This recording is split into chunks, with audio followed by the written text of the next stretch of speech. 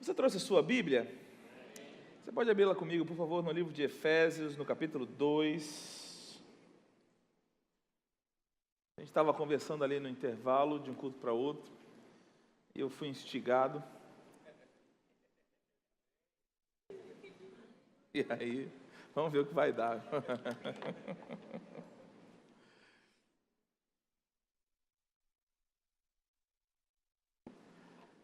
Efésios capítulo 2, como eu falei no primeiro culto, Efésios é uma pequena síntese da doutrina do apóstolo Paulo. Os 3 primeiros capítulos, ou a primeira parte da carta, fala muito do resultado da obra de Cristo na nossa vida. Aquilo que nós temos por direito, nós estamos assentados com Cristo nas regiões celestiais, nós temos um chamado, uma herança, e o poder dele habita em nós e opera em nós. Nós somos resultados do mistério que esteve oculto, a multiforme graça e sabedoria de Deus se manifestou na nossa vida, para louvor da sua glória. Nós fomos selados, nós fomos predestinados, eleitos, abençoados. Todas essas verdades estão em Efésios capítulo 1, capítulo 3. No capítulo 4 ao capítulo 6, nós vamos falar muito sobre a vida prática. Andar de maneira digna, aquele que furtava não furte mais, fale a verdade com o seu outro, irai-vos com seu irmão, irai-vos e não pequeis, marido ama a sua esposa, esposa honra o seu marido, filhos abençoam os pais, se vista da armadura de Deus. Amém, irmãos? Como professor do Rema, eu poderia dizer aspecto legal e aspecto vital. Amém? É um livro muito maravilhoso. E eu acredito que esse texto que nós vamos ler é o texto principal que dividiu o cristianismo no meio, na Reforma Protestante. E eu quero ler com você a partir do versículo 4, que diz assim: Mas Deus, você achou? Mas Deus, sendo rico em misericórdia, por causa do grande amor com que nos amou, e estando nós mortos em nossos delitos, Ele nos deu vida juntamente com Cristo. Pela graça sois salvos. Repara que não existe na abordagem de Paulo do que está acontecendo aqui nenhuma atuação nossa, pessoal, humana. Tudo foi Deus que fez porque Ele quis. Amém? Estando nós mortos em nossos delitos, Ele nos deu vida juntamente com Cristo. Pela graça sois salvos, e juntamente com Ele nos ressuscitou. Ele fez isso e nos fez assentar nos lugares celestiais em Cristo Jesus, para mostrar nos séculos vindouros a suprema riqueza da sua graça em bondade para conosco em Cristo Jesus. Eu gosto disso, irmãos. Quando eu penso na minha salvação, eu penso que Deus estava se exibindo para mostrar nos séculos vindouros a sua bondade. Versículo 8: Porque pela graça sois salvos, mediante a fé. Isso não vem de vós, é dom de Deus, não de obras, para que ninguém jamais se glorie. Pois somos feituras dele, criados em Cristo Jesus para boas obras, as quais Deus de antemão preparou para que andássemos nelas. Amém? Então esse é o famoso texto da salvação de graça pela fé, independente das obras. É bem verdade que o apóstolo Paulo fala muito sobre isso também no livro de Romanos. No livro de Romanos ele tem uma pergunta interessante, no capítulo 3 ele diz: aonde pois a jactância? Como se alguém aqui tivesse acostumado a usar a palavra jactância em qualquer diálogo seu, A gente vive falando jactâncias por aí, Mas, falando português de verdade, o apóstolo Paulo está perguntando: do que o homem se gloria? E a resposta que ele dá a essa pergunta é: foi de todo excluída. O homem não tem do que se vangloriar na salvação de graça. Amém, irmãos? E aqui o apóstolo Paulo está falando isso. Ele diz: nós precisamos aprender que a nossa salvação, ela foi uma obra totalmente iniciada e cumprida por Deus. Nós somos salvos de graça. e não das obras. Por que não é das obras? Para que não corra o risco de alguém se gloriar na sua salvação. Amém? O mesmo apóstolo Paulo, ele nos ensina e diz: aquele que se gloria, glorie-se no Senhor. Ele é a nossa glória. Amém, irmãos? E eu acho interessante esse texto. Nós precisamos entender isso, compreender isso e aceitar isso. Muitas vezes, nós que não somos de uma tradição daqueles que acham que Deus determinou tudo e tudo vai acontecer inexoravelmente, né? Nós não somos pré-deterministas, mas também precisamos entender que a salvação não é uma conquista nossa. Amém? Ela é algo dado pela graça de Deus e ela é dado de graça. Você não mereceu, você não conquistou, não foram seus lindos olhos azuis. Eu costumo dizer, irmãos, que se fosse pelas minhas boas obras, se fosse pelas minhas qualidades, se fosse pelo meu talento, a maior conquista da minha vida e da sua também, seria um triplex, dado por um amigo, é claro.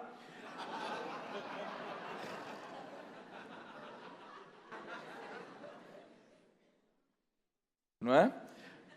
De frente para o Lago de Fogo. Seria a sua maior conquista. Com as suas grandes obras, o que você conseguiria? Qual seria a sua maior conquista? Uma casa de praia lá no Lago de Fogo, irmãos. Seria o máximo que você conseguiria. Amém? O homem se tornou incapaz de operar a sua salvação. Em Gênesis, no capítulo 6, o Senhor disse: eis que é mau todo o propósito do homem. Se tornou mal, nos tornamos corrompidos, mas pela graça nós somos salvos. Como assim pela graça? Eu quero que você pense, irmãos. Eu sei que essa igreja é bem ensinada sobre a graça, e existem várias definições da graça de Deus, né? A mais decoreba é aquela, como é que é? Favor merecido de Deus. Que é uma frase que ninguém faz ideia do que quer dizer, né? Se você perguntar, o que quer dizer favor merecido de Deus? Graça é um favor merecido de Deus.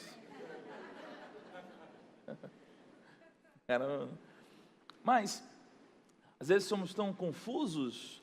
E por favor, não entenda, não estou dizendo que essa expressão está errada, eu entendo o que as pessoas querem dizer, mas às vezes quando alguém recebe alguma bênção, quando uma movimentação de Deus na direção de alguém acontece, a pessoa fala assim: isso foi graça e favor de Deus na minha vida, né? Graça é o quê? Graça é favor. Aí a pessoa diz, graça e favor, mas graça é o quê? Favor. Aí foi favor e favor, né?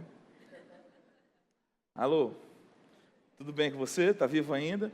Só para te mostrar que a gente não compreende muito esse negócio da graça de Deus. A frase que eu mais gosto, a definição que eu mais gosto sobre a graça de Deus é que ela é a livre iniciativa de Deus. Deus tomando a iniciativa independente da nossa ação. Se nós fazemos algo para atrair a graça, não é graça.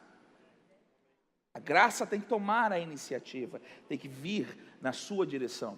E quando eu penso, como assim fomos salvos de graça, eu gosto de calcular esse quadro aqui. Jesus nasceu, Maria não estava orando para ficar grávida, você se lembra disso? Maria não estava pedindo para ficar grávida, mas o anjo apareceu para ela e disse: salve agraciada. Alô? Ela não pediu isso, pelo contrário, ela disse: que saudação é essa, pelo amor de Deus? Não temas, o Senhor é contigo, descerá sobre ti o Espírito. Ela não pediu nada, não mereceu nada, não fez nada. Fica tranquila, vai descer sobre você o Espírito Santo, você vai ficar grávida, o nome dele é esse. Estava tudo feito já. A iniciativa é totalmente de Deus. Ele veio no poder do Espírito Santo que desceu sobre Maria, ele nasceu sem ninguém pedir. E de repente, com 30 anos, ele aparece na fila de batismo para João, sem ninguém orar para que ele aparecesse. Você está comigo, irmãos? Ninguém estava pedindo isso, ninguém estava merecendo isso, não havia uma campanha de intercessão, #aparece Messias. Ele veio, amém? Ele passou 3 anos curando quem não pediu nada, pregando o evangelho do reino, ensinando nas sinagogas, e depois, determinado dia, ele disse: ninguém pode tirar a minha vida, eu voluntariamente a dou, porque eu tenho poder para dá-la e poder para reavê-la. E então, do nada, ele se entrega. Um dos seus discípulos fica incomodado com aquilo, vai, tira a espada e corta a orelha do soldado. Jesus vai lá e cura e diz: rapaz, você não sabia não? Que se eu quisesse agora, eu oraria e o Pai mandaria miríades de anjos para me salvar. Mas eu vim, foi para essa hora mesmo. Ninguém estava pedindo. Quando ele disse que ia para Jerusalém morrer, seus discípulos disseram: Senhor, tem compaixão de ti. Alô? Os discípulos não queriam isso, não pediram isso. Amém, irmãos? Mas ele foi, voluntariamente, ele se entregou. Ninguém poderia pegá-lo, tantas vezes pegaram e ele saiu pelo meio deles. Conseguiram pegar naquele dia, por quê? Porque ele quis se dar.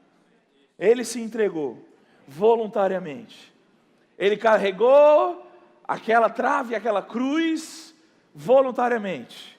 Ele tomou aquelas chicotadas, voluntariamente.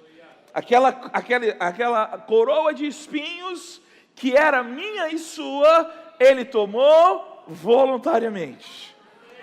Ele foi humilhado, tudo de graça, por iniciativa própria. Oh, aleluia. Ninguém tem amor como esse, de dar a sua vida pelos seus irmãos, pelos seus amigos. E quer saber? Ele foi para a cruz de graça. Ele morreu, ele foi até o inferno, até a sepultura, da sepultura até o inferno, e o pessoal começou a orar para ele ressuscitar? Não, desistiram, voltaram a pescar. Mas ele ressuscitou de graça. Ele subiu de graça. E ele assentou à destra da majestade, de graça. Antes disso, ele chegou para 12 caras e disse para eles: não foram vocês que me escolheram, eu que escolhi vocês. De graça. Ele treinou os caras, ensinou os caras, e antes de subir, ele disse para eles: agora vocês vão, mas preste atenção, vocês vão falar o que eu ensinei. Vocês não falam o que querem, vocês vão falar a minha palavra. E vocês não vão falar antes que o Espírito Santo caia sobre vocês. Porque não pode ser nem na sua força.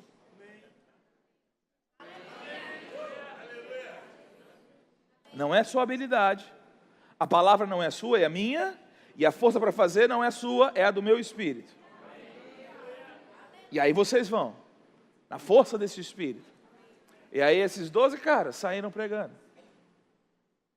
E 2000 anos depois, no Recife, você está andando num lugar e de graça a palavra chegou no seu ouvido. Meu Deus do céu. Você está comigo? Algum doido, ungido pelo Espírito Santo, te entregou um panfleto, falou para você, você estava passando em algum lugar, viu a placa da igreja e quis entrar, tudo de graça. E essa brincadeira da graça não acabou, porque quando você estava ouvindo a palavra, ainda tinha o Espírito Santo convencendo você do pecado, da justiça e do juízo, porque é a bondade de Deus que te conduz. Nem se arrepender você era capaz de fazer sozinho. Foi a graça de Deus, a bondade de Deus que conduziu você ao arrependimento. Aí você respondeu: ó, tua glória na salvação? Sim, Senhor.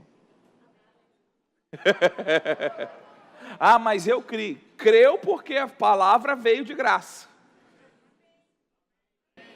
Amém, irmãos?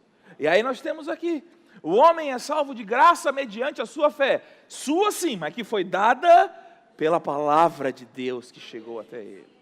Não foi obra alguma, você não fez nada, absolutamente nada, você não merecia, não havia capacidade de fazer. No entanto, o versículo 10 para mim é muito importante, eu acho que ele é muito ignorado. quando nós falamos desse assunto. Olha comigo o 9 e o 10. Olha que coisa interessante. Ele diz, não, no versículo 9, amém? Não de, para quê? Para que ninguém se glorie. Ninguém jamais vai fazer obra alguma que o salve. Você está comigo, irmãos? Irmão, não há obra que te salve nessa vida. Pois somos feitura dele. Criados em Cristo Jesus para quê? Ué, como assim? E é aqui que a igreja não entende. Ou acha que tem que fazer obras para Deus aceitar, ou acha que porque é salvo de graça não existe obra nenhuma. Alô? As duas valas da estrada. Você está comigo? Ou um entendimento irresponsável da graça de Deus, ou uma vida de legalismo. E nenhuma das duas coisas é o padrão do Novo Testamento.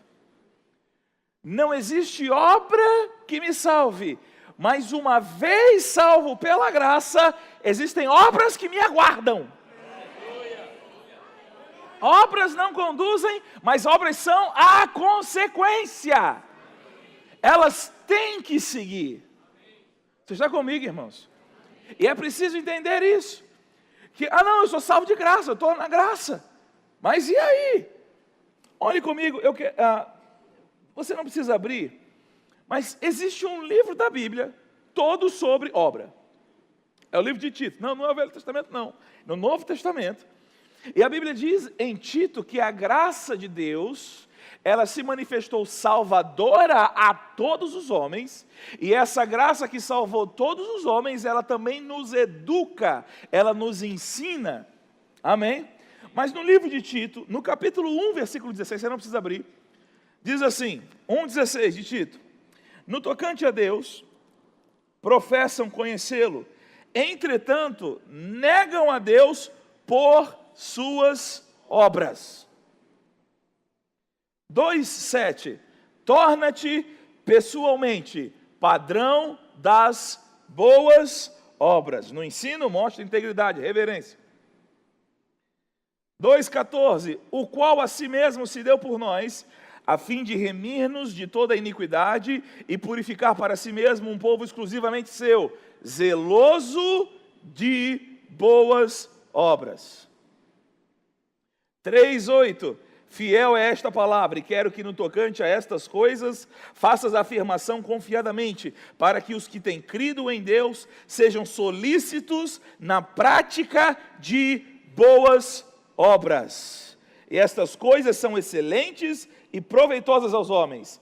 3,14 agora quanto aos nossos, que aprendam também a distinguir-se nas boas obras, a favor dos necessitados, para não se tornarem infrutíferos. Tira boas obras do Evangelho agora. Você está comigo, irmãos? E eu preciso entender a dinâmica. Graça, fé e obras como resultado. Obras não salvam, obras nunca virão antes. Mas eu preciso entender que Deus fez isso. Deus realizou essa obra que eu era incapaz, para que eu pudesse realizar algo depois. Que eu jamais seria capaz de fazer se a graça não me alcançasse. Mas porque ela me alcançou e me capacitou, hoje eu posso realizar determinadas obras. Uma coisa que eu gosto de falar, quando eu falo sobre a graça de Deus, é entender o que eu chamo de modus operandi da graça de Deus. A graça tem um jeito de trabalhar. Você está comigo? E eu costumo dizer que esse modus operandi é o seguinte: Jesus, na sua majestade e glória, assume o meu fracasso.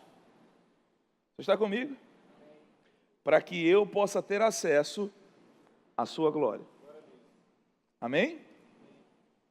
Por exemplo, abra comigo aí, 2 Coríntios 5, 21.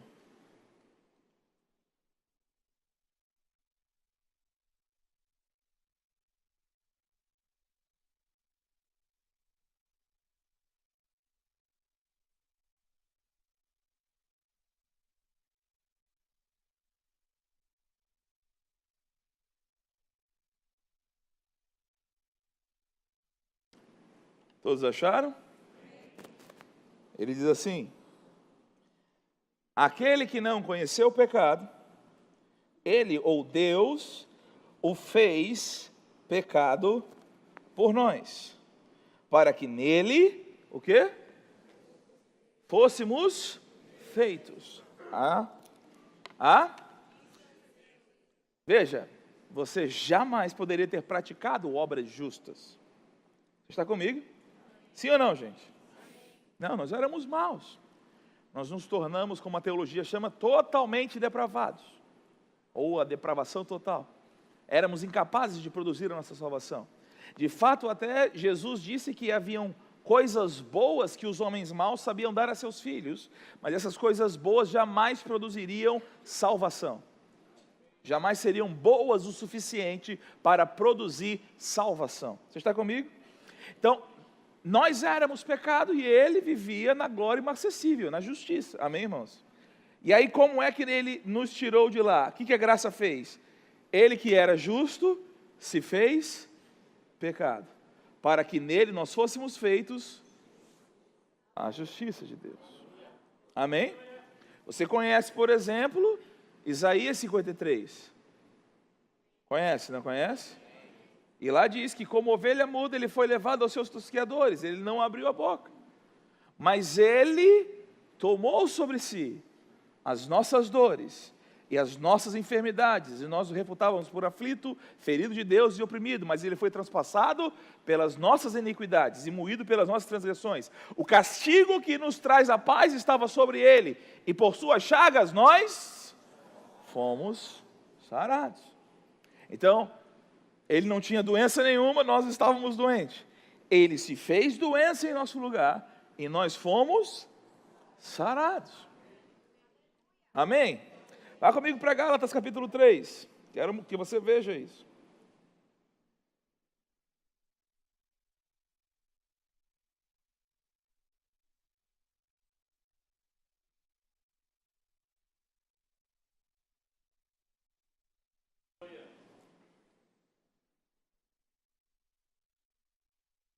Amém?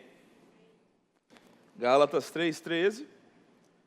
Acredito que você já viu esse texto alguma vez na sua vida nessa igreja. Se você já veio aqui umas 3 vezes, já deve ter visto. Gálatas 3:13 diz: Cristo fez o quê? Nos resgatou da maldição da lei. Segure ele para cá. Talvez você pense, eu nunca fui judeu, eu nunca estive na maldição da lei.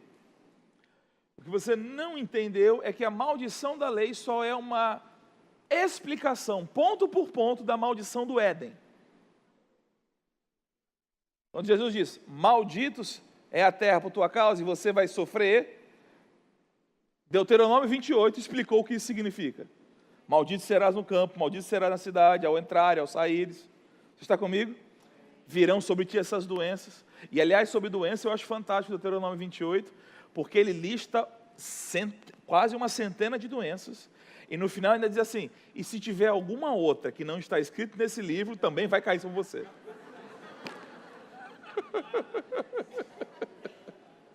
Amém? Mas ele nos resgatou da maldição da lei, ou da condição de maldito. Como? Como que ele nos livrou, gente? Olha para o texto aí. Fazendo-se ele próprio, o quê? Maldição em nosso lugar. Como é que ele se fez assim? Porque está escrito, maldito todo aquele que for pendurado no madeiro. Só pode ser maldito quem peca. Ele nunca pecou. Mas quando ele se coloca no madeiro, a maldição tem que vir sobre ele. Só que se ele pega a maldição do Nelson e não pega a maldição do pastor Carlos Júnior, ele é injusto. Porque o que tornou Nelson maldito é a mesma coisa que tornou Carlos Júnior maldito.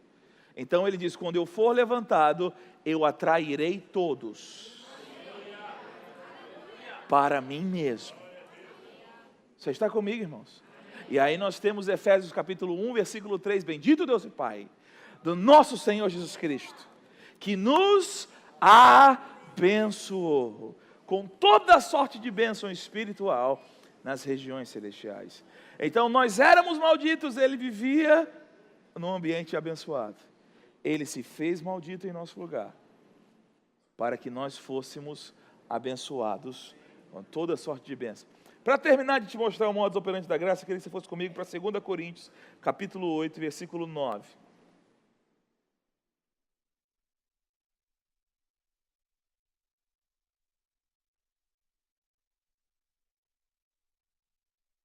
Aliás, ainda vou mostrar mais um modus operandi, mas eu quero que você veja isso aqui. Amém? 2 Coríntios, capítulo 8, versículo 9, você achou?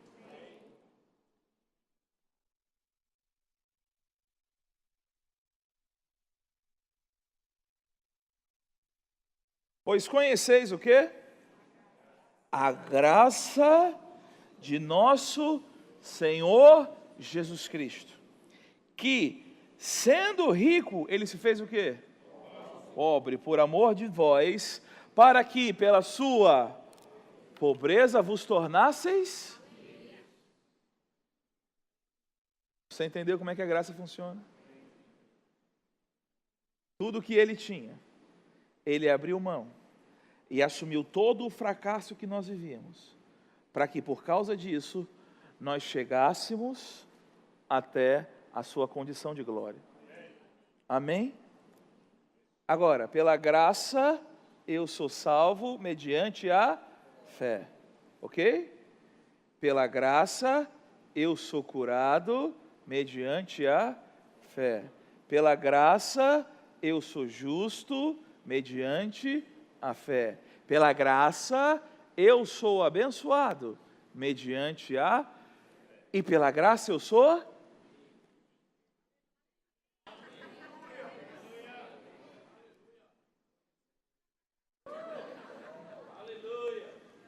mediante a fé. Você está comigo? Então, a forma de Deus fazer foi essa. Ele foi até o nosso fracasso. Ele assumiu tudo aquilo.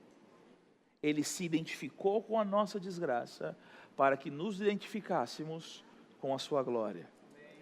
Um morreu por todos, logo todos pecaram. E ele morreu e ressuscitou para que aqueles que vivam não vivam mais para si mesmos, mas por aquele que por eles morreu e ressuscitou. Isso é chamado princípio da identificação e substituição. Quando ele se identificou conosco, ele nos substituiu. Mas porque ele estava identificado comigo, quando ele foi para aquele lugar, era como se eu tivesse ido. Você está comigo? Então aquela cruz era minha. O livro de Romanos, no versículo 8, diz algo interessante, diz assim: ora, se sofremos com Cristo, é certo que com Ele também seremos glorificados. Quando foi que eu sofri com Cristo? Quando Ele sofreu sozinho na cruz, em meu lugar. Ué, como é que assim eu sofri? Porque Ele se identificou comigo. O sofrimento dele era o meu. Era como se eu tivesse naquela cruz. Amém? Mas como a morte dele era minha, a ressurreição dele é minha também. A ascensão dele é minha também. O assentar-se à destra da majestade me pertence. E o nome que está acima de todo nome me pertence. Tudo de graça. Agora vá comigo para Efésios, agora Efésios 4. E versículo 7.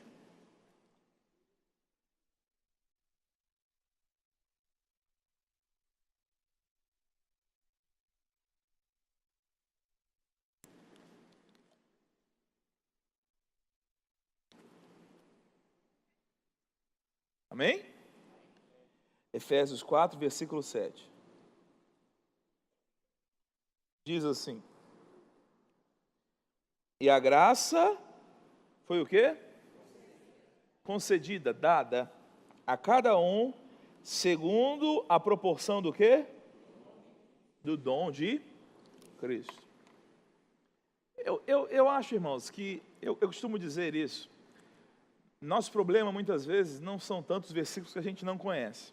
Porque toda vez que você se depara com um versículo novo, eu acredito que você preste atenção para entender. Mas às vezes o problema são os versículos conhecidos, que a gente não pensa mais. Né? João 3,16. Já sei, João 3,16. É uma verdade absurda o que está em João 3,16. Mas porque está tão decorado, a gente nem pensa mais. Esse aqui, por exemplo, a graça foi concedida a cada um de nós de acordo com a proporção do dom de quem? Se o dom é de Cristo, por que a graça veio para mim? Alô? Ficou quieto aqui, né? Mas o que eu acho interessante nesse texto aqui é que ele vai dizer no versículo 11, você sabe, ele mesmo concedeu uns para apóstolos, profetas, evangelistas, pastores e mestres. Mas quando nós olhamos os evangelhos, nós vamos ver Jesus operando como apóstolo. De fato, Hebreus diz que ele é o apóstolo e sumo sacerdote da nossa confissão. Ele se colocou como profeta e disse: o profeta não tem honra, senão a não ser aliás, não existe profeta sem honra, senão a não ser entre os da sua casa. Paulo diz em Efésios que vindo, ele evangelizou paz aos que estavam perto, evangelizou paz aos que estavam longe. Ele se apresentou como o bom pastor que dá a vida pelas suas ovelhas. E a Bíblia diz que ele ensinava todos os dias. Aliás, graças a Deus, é a única coisa que ele fazia todos os dias do seu ministério, era ensinar. Então, sabemos que ele era mestre. Amém? Quando ele subiu, ele concedeu, que dons são esses? São as próprias habilidades dele. O jeito dele ser ministro. Você está comigo? Eu não sou mestre no estilo Júnior, eu sou mestre com a habilidade de Cristo. A capacidade de Cristo de ensinar foi derramada sobre a minha vida. Você está comigo, irmãos? Um pastor pastoreia com a habilidade que Cristo tem de pastorear. Um apóstolo, ele é um pioneiro com a habilidade de Cristo de chegar aonde não existe nada e criar tudo do nada. Você está comigo, irmãos? É o dom de Cristo. Só que calma, antes do dom de Cristo chegar para nós, a graça foi repartida a cada um na medida exata que o dom de Cristo necessitava para operar. Meu Deus do céu. Amém. Mas esse dom é um desafio muito grande. Mas calma, antes do dom chegar, a graça de Deus veio, sem você pedir, sem nada, para que aquilo que você vai fazer no dom seja na força da graça de Deus. Curiosamente, esse texto vai dizer que ele desceu e subiu para conceder os dons, porque é assim que a graça funciona. Ele assume a derrota para nos dar a vitória. Agora, tem um texto que me intriga muito, eu gosto muito, eu quero que você vá comigo lá, para 1 Coríntios capítulo 15. Esse é o famoso capítulo da ressurreição. E o apóstolo Paulo está desenvolvendo um raciocínio para provar historicamente e doutrinariamente que a ressurreição é uma realidade. Amém, irmãos? E ele vai dizer: olha, como é que vocês estão dizendo aí que Cristo não ressuscita, se segundo as Escrituras, Jesus veio, morreu e ressuscitou ao terceiro dia, de acordo com as Escrituras. Esse é o argumento teológico, doutrinário. E depois ele começa a dizer uma lista de pessoas que ainda eram vivas quando ele escrevia, e que tiveram contato com Jesus ressuscitado. Uma prova teológica e uma prova histórica da ressurreição de Jesus. Você está comigo? Agora, no versículo 8, ele se inclui na prova da ressurreição histórica. Ele diz assim, versículo 8: e afinal, depois que todo mundo viu e ele ascendeu aos céus, depois disso tudo, ele foi visto também por mim, como por um nascido fora de tempo, nascido na hora errada. Porque eu sou o menor dos apóstolos, que mesmo nem sou digno de ser chamado apóstolo, pois eu persegui a igreja de Deus. Mas o quê?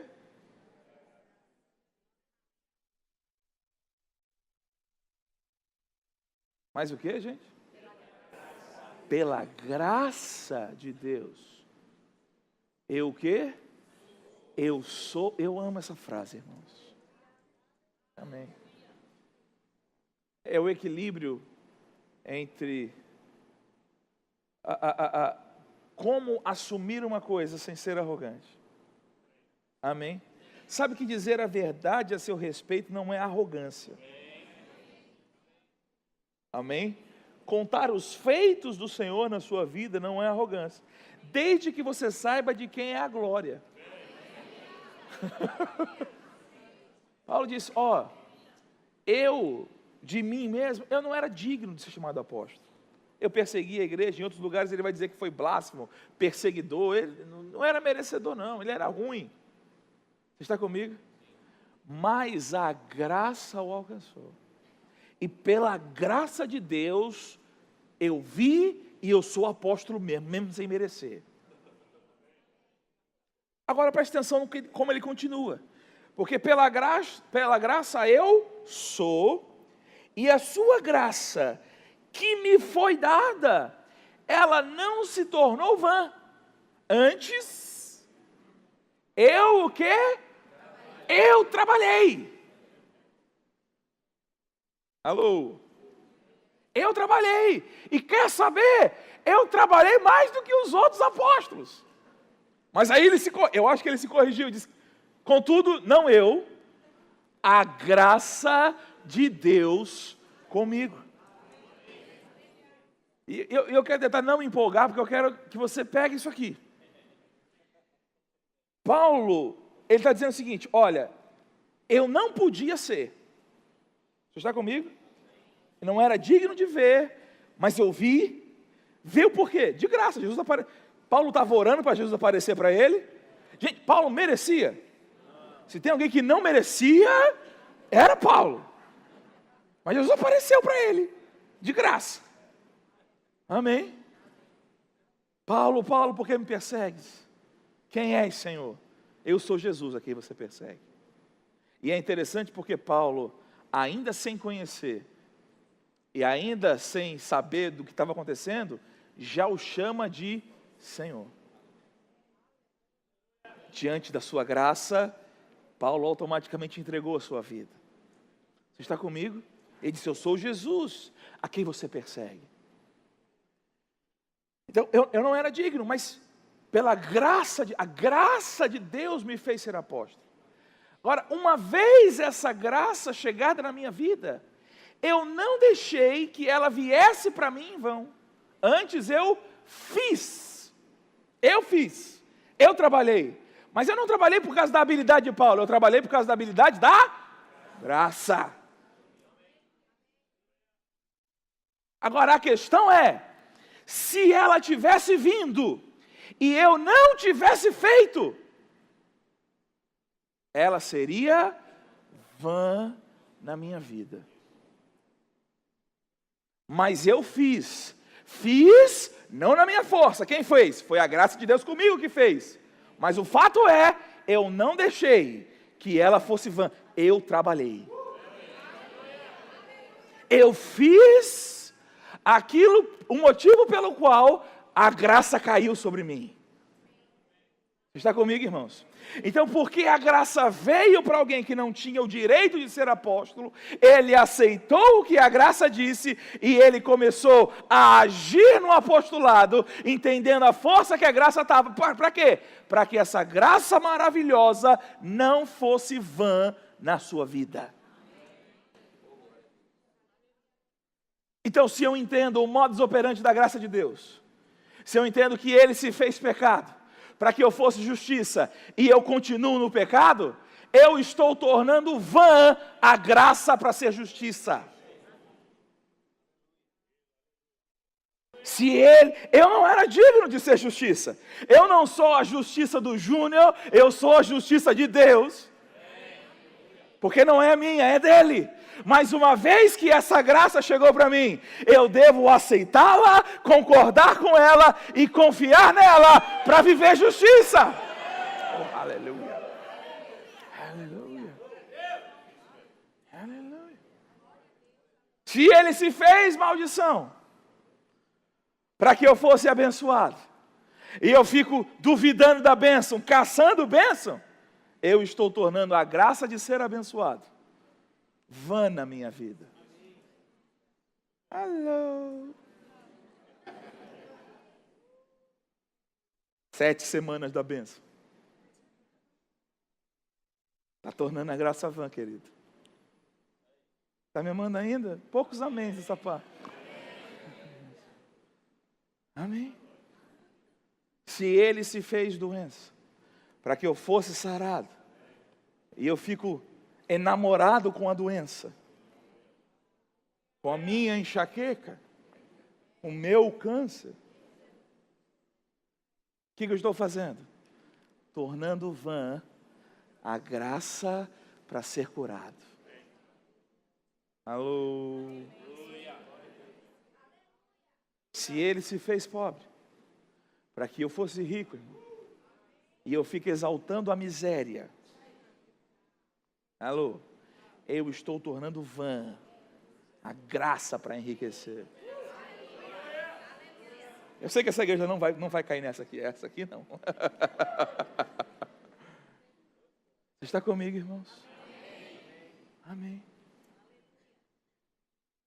Salvo de graça. Para quê? Para andar de acordo com o que a graça conquistou para mim. Para as boas obras. Eu não podia amar, mas o amor me alcançou.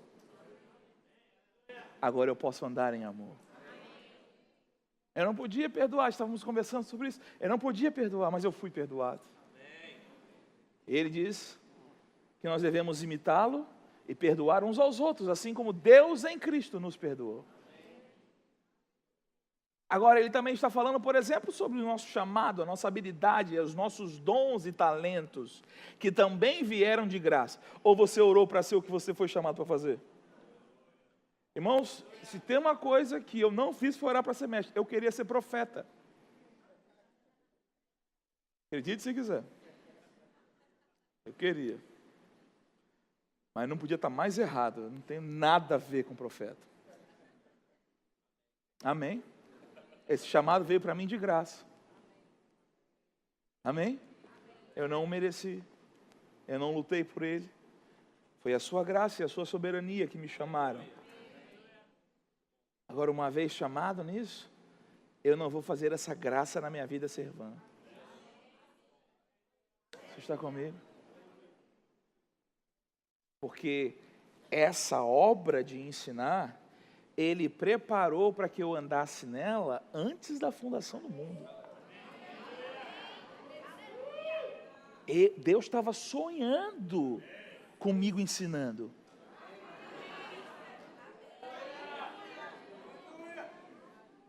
E com você também. Você está comigo? Está comigo e eu acho que eu vou encerrar com isso. Não, eu demoro bastante aqui, fica tranquilo.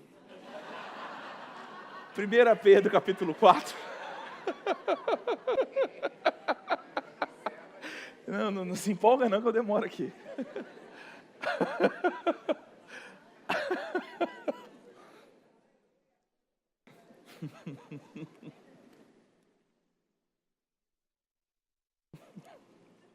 Misericórdia.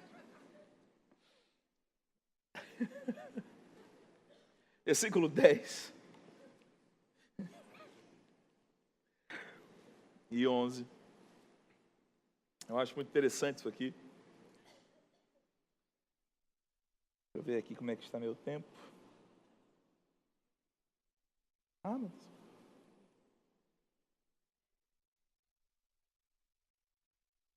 1 Pedro 4,10 diz assim: servi uns aos outros, cada um conforme o dom que recebeu, como bons, o quê? Dispenseiros da multiforme graça de Deus. Se alguém fala, fale de acordo com os oráculos de Deus. E se alguém serve, faça-o na força que Deus supre, para que em todas as coisas seja quem? Deus o quê? Glorificado por meio de Jesus Cristo, a quem pertence a glória e o domínio pelos séculos dos séculos. Amém. Eu gosto muito desse texto e eu gosto de separar quase que palavra por palavra aqui. E a primeira delas que me salta é servir. Servir uns aos outros. E eu acho interessante, irmãos, como de tempos em tempos nós precisamos enfatizar um assunto, porque parece que a igreja é viciada em cair em extremos. Irmão Reagan fala sobre isso, que quando ele começou a ministrar, a igreja era tão exagerada sobre o sofrimento, que ele teve que pregar muito sobre o triunfo e a vitória e a prosperidade. Você está comigo, irmãos? Ele nunca negou que existem desafios e dificuldades na vida cristã, amém? Mas a igreja estava tão viciada nisso que ele precisava equilibrar. E ele trouxe uma mensagem que contrapunha isso. Você está comigo? E durante muito tempo a igreja ficou, não, só somos servos, somos servos, somos servos. E aí, graças a Deus, alguém leu na Bíblia que nós somos filhos. Amém? Mas quando descobrimos que somos filhos, esquecemos que éramos servos. Você está comigo? Uma vez brotou dentro de mim um entendimento que nós devemos ter na vida cristã. É direito de filho, mas um coração de servo. Servo não está fora da moda. Quando, certa vez, Jesus estava próximo da sua morte, no capítulo 20 de Mateus, e se você olhar desde o capítulo 16, toda a conversa de Jesus com os seus discípulos, do 16 ao 20, eu vou para Jerusalém e vou morrer. E no capítulo 20, no versículo 20, chegam 2 discípulos de Jesus com a mamãe, e fala assim: Senhor, eu queria te pedir uma coisa. Diz: o que é que você quer? Que no teu reino sente um filho meu à direita e outro filho meu à esquerda. Você escolhe qual dos dois vai estar, qual lado, tudo bem, desde que sejam meus filhos.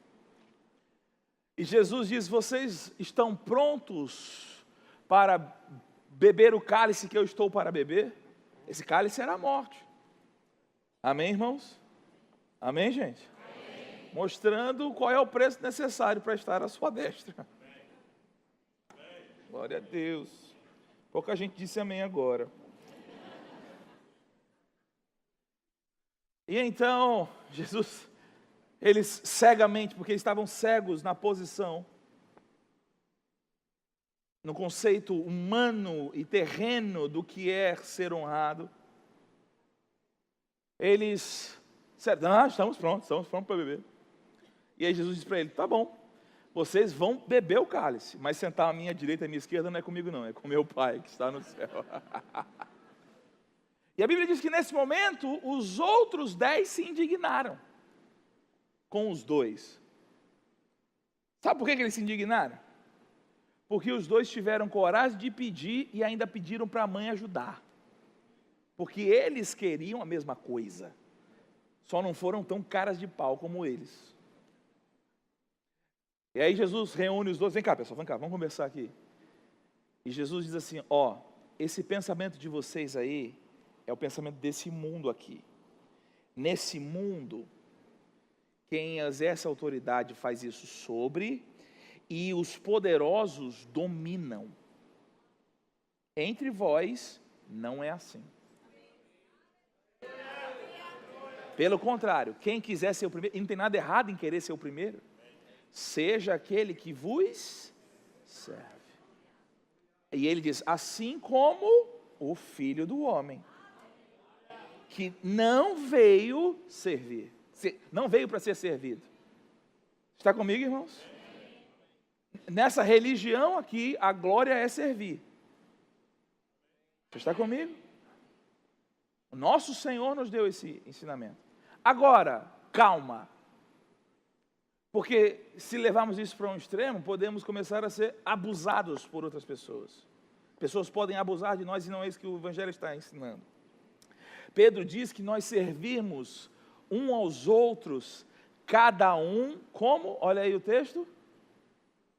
Segundo o dom que recebeu. Você já olhou a vida de Jesus? Jesus estava o tempo todo sendo pisado pelos discípulos? Não. Jesus, quando era para dar ordem, dava. Quando era para dar bronca, dava. Alô? Ele diz, prepara um barquinho para mim aqui. Sim ou não, pessoal? Jesus, por exemplo, chegou e falou para eles, eu quero que vocês vão lá na cidade, vocês vão ver um cara assim, assim, assim, pega o jumento dele, traz para mim. Eu quero que vocês preparem uma ceia para mim em tal lugar, desse jeito. Alô? Pedro, vai lá no mar, pega um peixe, paga o seu e o meu imposto. Se era para mandar, ele mandava. Amém? Com o que nós vamos servir irrestritamente? Com o dom.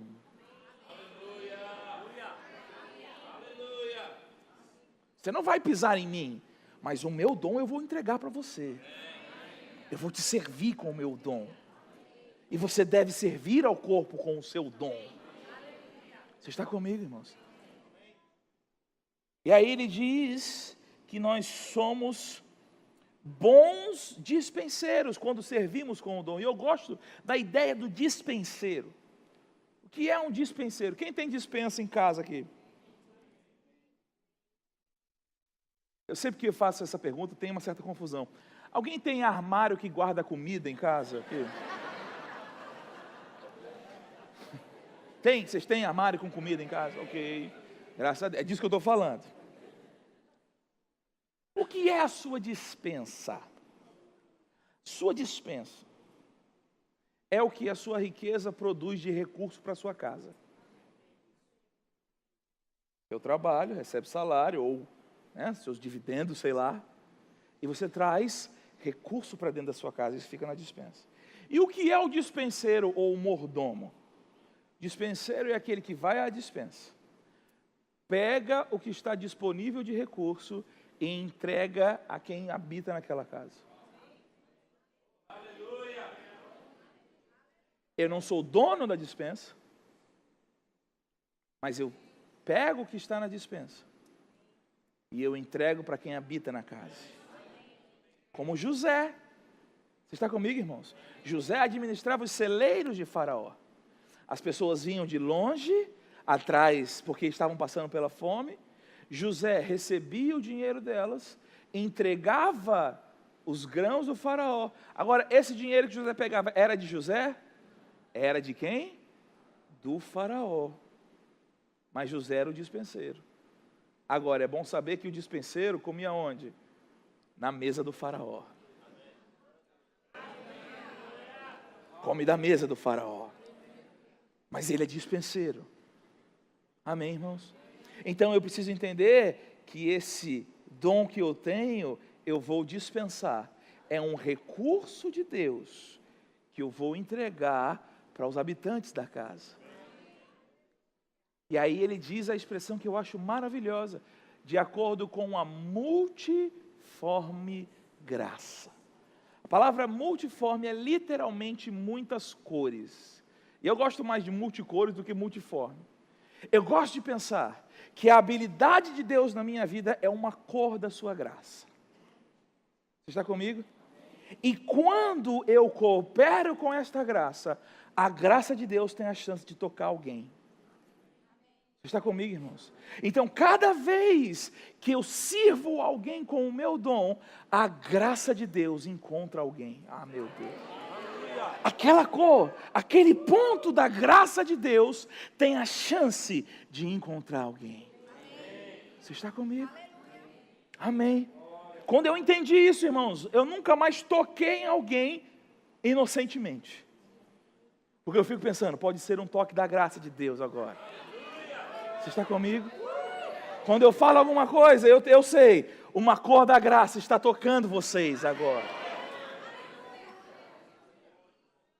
Mas então ele diz, aquele que fala, fale de acordo com os oráculos. Aquele que serve, sirva na força que Deus supre. Eu acho isso interessante, irmãos, porque é possível, do ponto de vista humano, nós atribuirmos valores diferentes para determinados tipos de serviços e graças. Você está comigo? Amém? Mas aquele que fala, serve falando. Aquele que serve, serve servindo. Continuamos sendo dispenseiros. O que fala, não fala o que quer, fala de acordo com os oráculos. E o que serve, também não serve na sua força, serve na força que a graça de Deus supre. E em tudo isso, Deus é glorificado. Amém, irmãos? Amém? Então somos salvos de graça para as boas obras. Agora, o que acontece quando você faz essas obras? A graça que te alcançou, alcança alguém. Então, uma vez alcançado pela graça, você passa a ser um meio para a graça de Deus alcançar outra pessoa. Você recebeu uma coisa boa essa noite? Você pode ficar de pé. Você pode levantar as suas mãos e louvar a Deus pela sua graça. A sua multiforme graça que te alcançou. Tome a decisão hoje, irmãos, de que nenhum aspecto da graça na sua vida será em vão. A graça para andar em justiça, a graça da salvação, a graça da cura, a graça de viver abençoado, a graça de ser rico, a graça para o seu chamado, a habilidade para realizar coisas. Nenhuma delas será vã na sua vida. Decida, eu vou trabalhar muito, contando não eu, a graça de Deus comigo. Aleluia! Pai amado, eu te louvo, bendigo e glorifico o teu nome. Obrigado pela tua maravilhosa graça sobre nós. Essa graça que nos alcançou, nos transformou, nos redimiu, nos deu uma nova esperança. Oh, maravilhosa graça, nós exaltamos o teu santo nome, Jesus, porque tu és a graça de Deus em manifestação. Obrigado, Pai, porque hoje somos agentes dessa graça, dispenseiros dessa graça. No nome de Jesus nós te louvamos, nós te bendizemos. Levante suas mãos, exalte a graça de Deus. Aleluia.